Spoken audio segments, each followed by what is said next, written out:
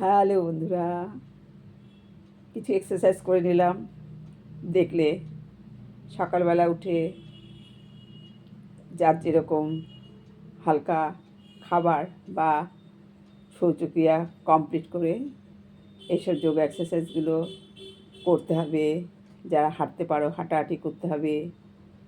এগুলো না করলেও যারা যেরকম পারো, শ্বাসের জন্য বিভিন্ন রকম আছে, সেগুলো করতে পারো, শুয়েও করতে পারো, কিন্তু দুবার করে করতে হবে। অন্তত 5-10 মিনিট সময় করেও করতে হবে, একটা করলেও করতে হবে।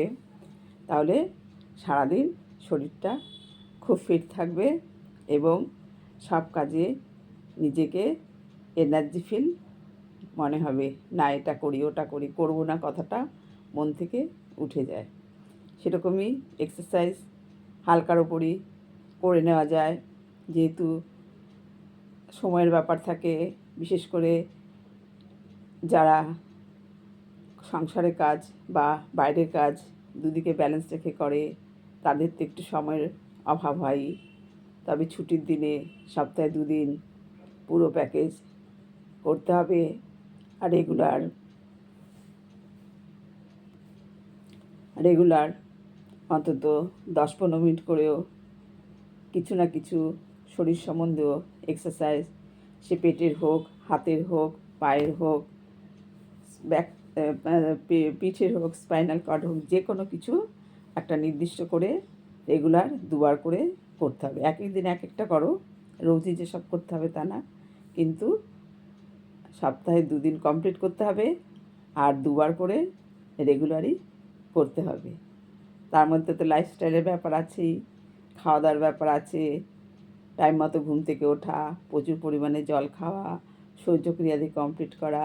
আমার চ্যানেল ঝর্ণা স্মাইলে প্রচুর ভিডিও দেওয়া আছে খাদ্য খাবার লাইফস্টাইল সম্বন্ধে, ছোটোখাটো যদিও, একদম ঘরোয়া, কম খরচ, অথচ পেটও ভরবে, উপকারও হবে, এরকম বহু টিপস আমি হালকার ওপর দিয়ে থাকি।